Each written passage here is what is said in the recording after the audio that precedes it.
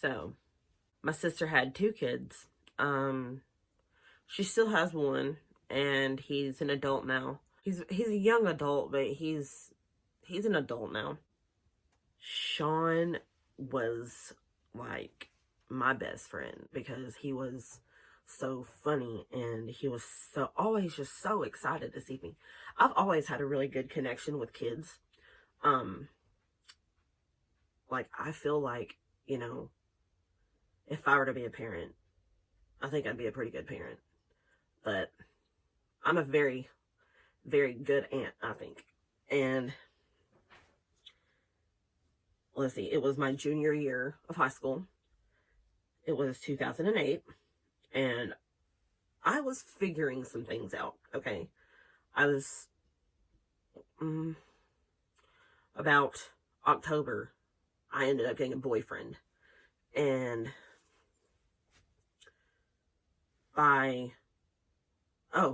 it was like September-ish, I met this group of girls in gym. And, they actually approached me and wanted to hang out with me. And, one of them I just had a really close connection with. But I was, I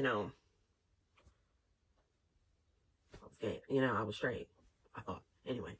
And me and her ended up developing feelings for each other. By January, me and her were together, and I'd broken up with my boyfriend on New Year's Day. Oh, that was pretty bad. I guess karma, I don't know. Me and him stayed friends, but he still, that's an entirely different story. He tried to get her to cheat on me with him, basically. Anyway. Oh my goodness. But it was February later on that year. And Shawn went to, no, I'm skipping way ahead. Let's go to, she was also going through figuring some stuff out. She would get, I don't know, really standoffish and distant, but like, in private and in letters, she was different. And it was like, she had these feelings for me, but she was afraid, parents not understanding, kids not understanding. 2008, it was slightly better, but it was nowhere near like it is today. It was nowhere near like it is today. So, she was going through her own things, and I felt her pulling away. So, the 22nd of February, which is really weird because 2/22 has been the time that I see every day, and I even see it on receipts or in a book, or I don't know, just sequences of 2. But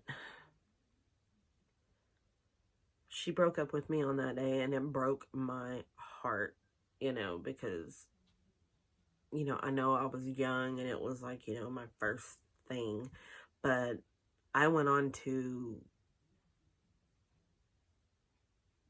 I'm not going to sit here and say that, I was absolutely in love with her the whole time, and everybody else I was with, I didn't try to care about and love, but da-da-da-da. I'm just saying, if you've never been in this situation, then it's not really,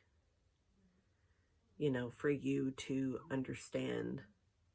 And I have even talked about it to past partners after everything was all said and done. But, I kept my feelings for her. I held a very special place for her. in my heart. And I always, always will, no matter what. You know, I guess, that old saying, your first love, you'll always love them. Maybe that's true. I don't know. But then again, I don't know. We're very, very good friends now. And that's also an entirely different story. Um, I've also very much healed from everything that happened there. But, she broke my heart that day. And I had nobody to be there for me, nobody who could console me, because, I couldn't talk to my parents and I couldn't talk to my siblings. There was nobody I could talk to. And I didn't have a cell phone. I didn't have internet at my house, but my sister and brother-in-law had internet at their house. And their house was literally like 5 minutes from school. And my house is more like 25 minutes from school. And so the bus would drop me off there. And whenever mom would get off work, she'd come get me. So my brother-in-law at the time and my sister worked. So he would go to work and she'd go to work, and I would actually get off the bus and stay with Shawn. And stepdad would get home about 6, and my mom would get off about 7, so mom would come get me about 7. And so that day, I tried to, keep it together as much as I could, because my poor little heart was broken. And my sister goes to work, and I'm sitting on the couch bawling my eyes out. And Shawn had speech issues. He couldn't say a whole lot at 2.5. He should have been further along. He could say phrases and certain words and things, but it was also really hard to understand him too. So, but he crawled up in my lap, hugged me, and sat there with me for a minute. And then he got up and he took me to his room and started digging through the toy box. And he pulled out his football helmet, and he grabbed this big rubber ball, and he took me into the hallway, and he put the helmet on, and he made me stand at one end of the hallway, and he stood at the other, and he wanted me to throw it, and he would try to headbutt it with the football helmet, and I would have to try to catch it. And then if I dropped it, he would tackle me. So it was fun. And actually, it made me feel a lot better. He consoled me. He was there. And it was just like every day whenever I'd get off the bus, he would be so excited to see me. He would be at the screen door. Sometimes he would think it was hilarious, and he would lock the screen door so I couldn't get it open. And he would think that was just so funny. Or he would even be at the window in the hallway, yelling, "Back, back," whenever he's seeing me walk down the road. But he just made that day not so hard. That night, he had to go to his dad's. So he went to his dad's. It just so happened me and my mom was going to watch a movie that night. I think it was The Eye or something like that with Jessica Alba. But whenever we were leaving that, his dad hadn't uh, he hadn't left with my stepdad yet to go meet his birth father for visitation. And he was mad that we were leaving, and he was an understanding that he was leaving too, to go with his dad, and he was just throwing an absolute fit. He was not having it. So we started threatening, okay, fine, Shawn, we're gonna leave without hugs and kisses. And finally, he gave in whenever I was out on the porch, and he came out there and he hugged me and he gave me this big wet slobbery kiss right on my cheek, and he gave my mom one too, and we left. But whenever we were trying to leave, his stepdad had to take him back in the house because he was bawling his eyes out because he, didn't want us to leave. And whenever we were pulling out of the driveway, he was in the window bawling and throwing a fit.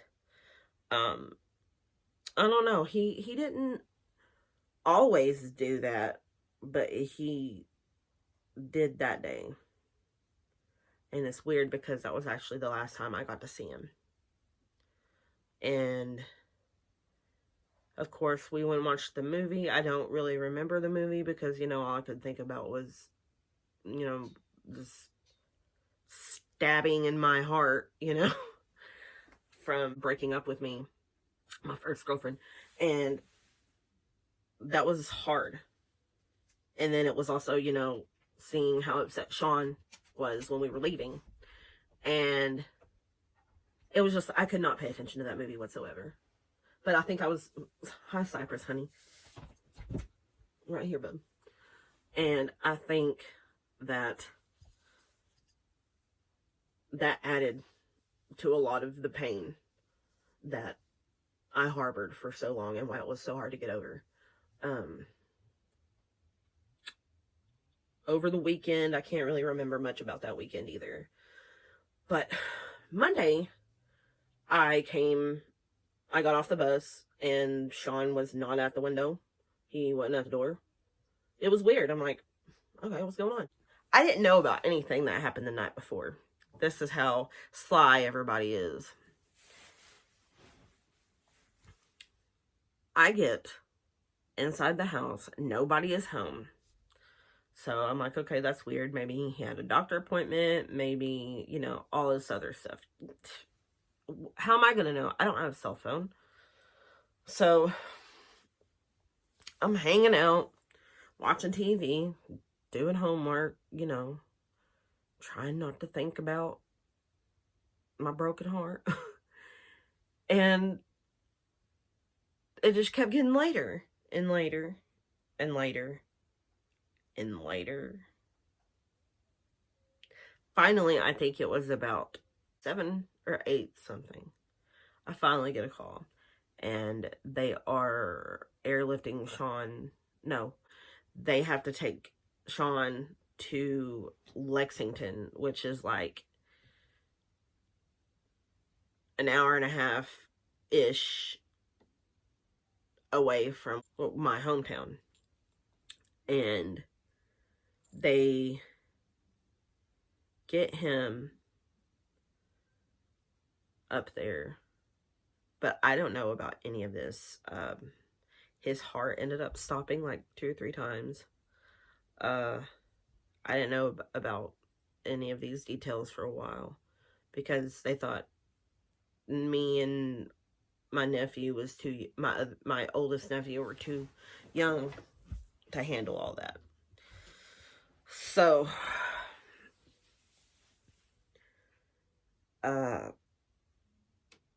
finally they, call me and they're just being very calm. Like, he's just not doing very good. He's being rushed in an ambulance to Lexington, and that's all.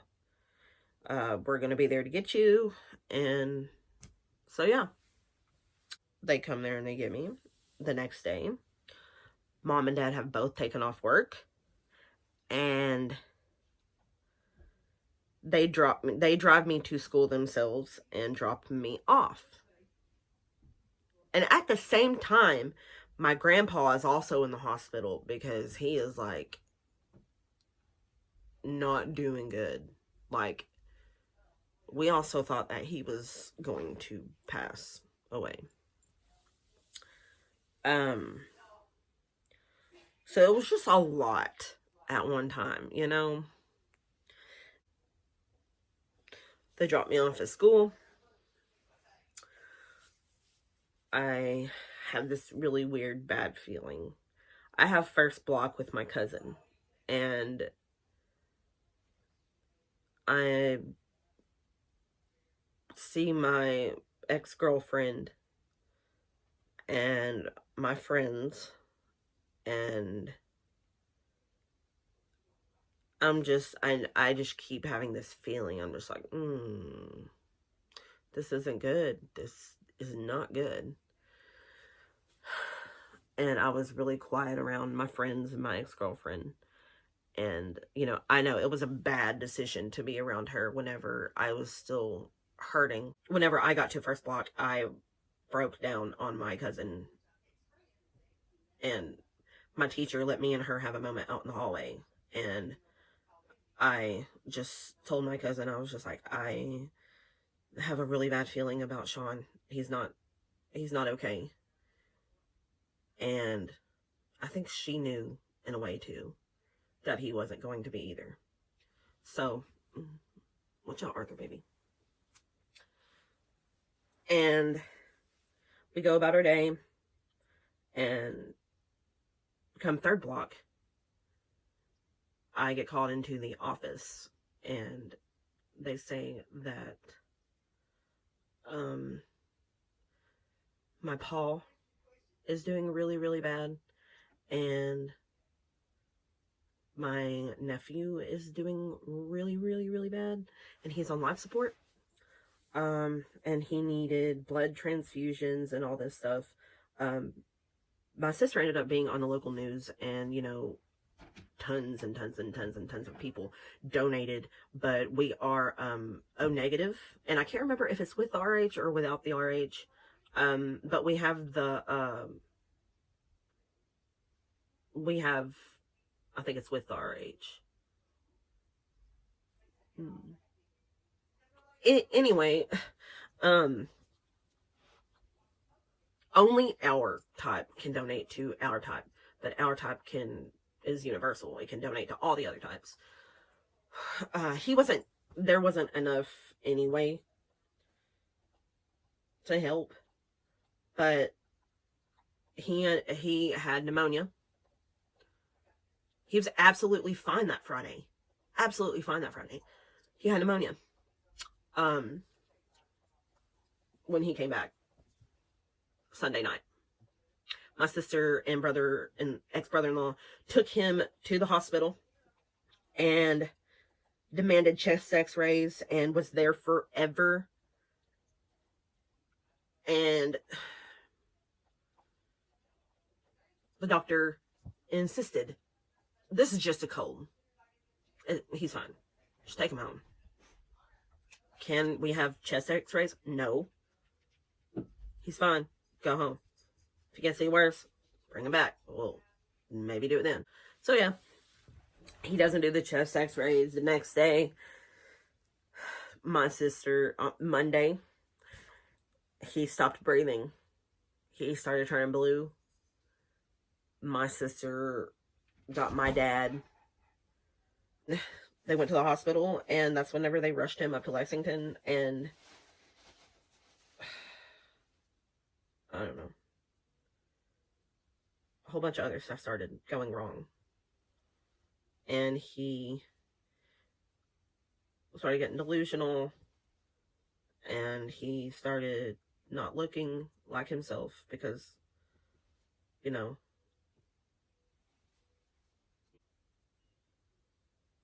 the next day, you know, it was sinking in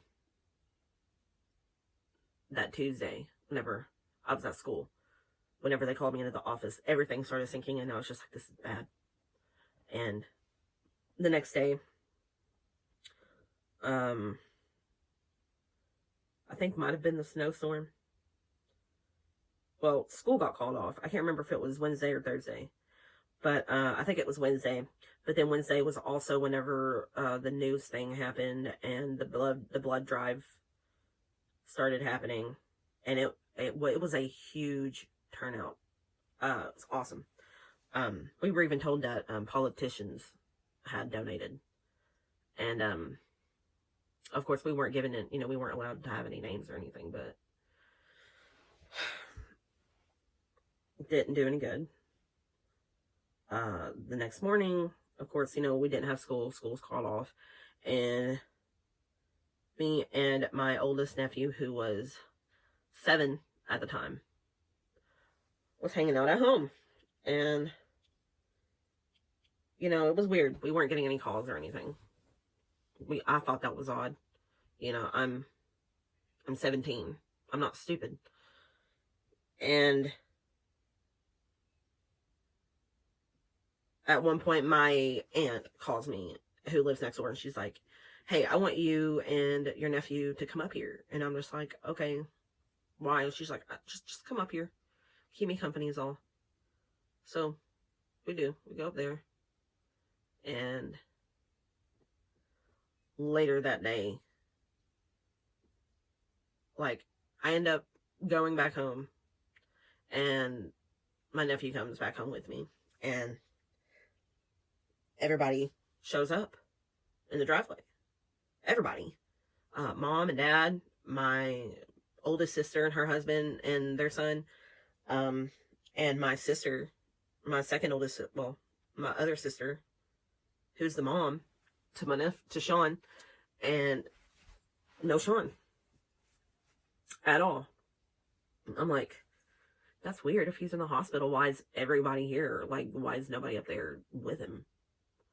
And they sat me and him down, and they told us that he was brain dead that morning, and they decided to take him off of life support because there's no coming back from that. It's been a lot to try to overcome and to try to heal from, and it gets pretty easy to talk about with time, but I'm not gonna sit here and say that it still doesn't hurt, because it was a lot.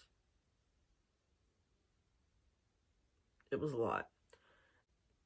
Before Shawn passed, someone in my family found a love letter to her, and they made me swear on Shawn's life that I wouldn't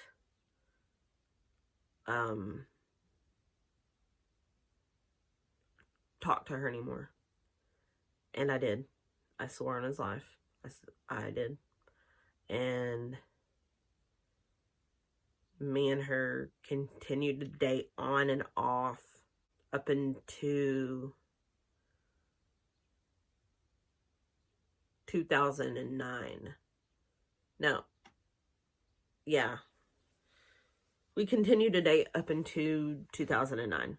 So, obviously, I broke that. I broke that. And that person did eventually end up throwing it up in my face, that I swore on his life, and not maybe a month later, he dies, I also had a dream that he drowned.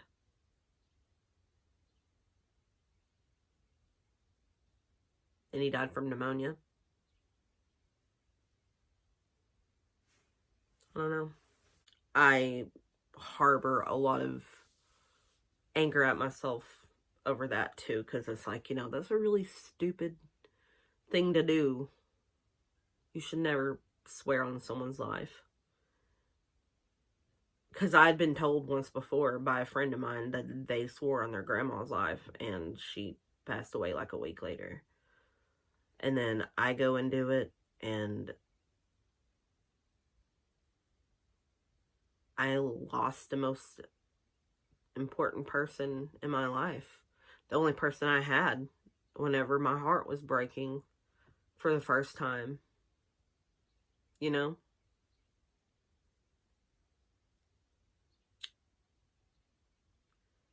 And he left a pretty horrific way.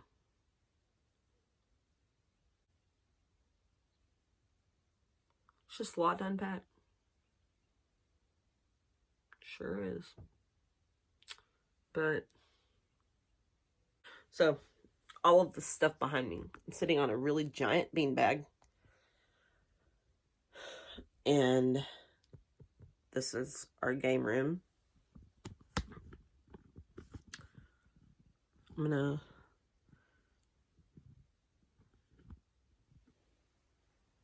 We're nowhere near done.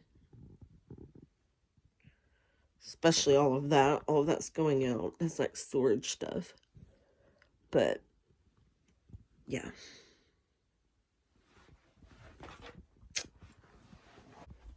These are sticky stars.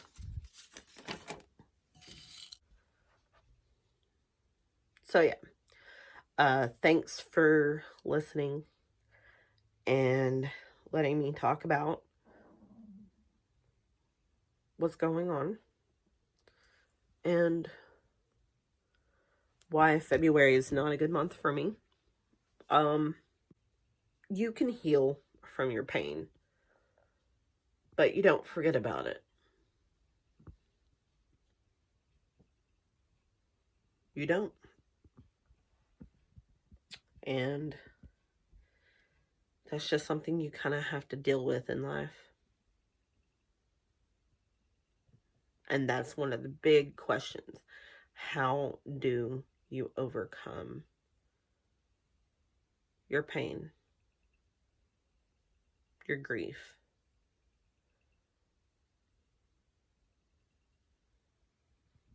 That is a conversation for another time. I'm going to leave that here, and thank you guys so much for listening.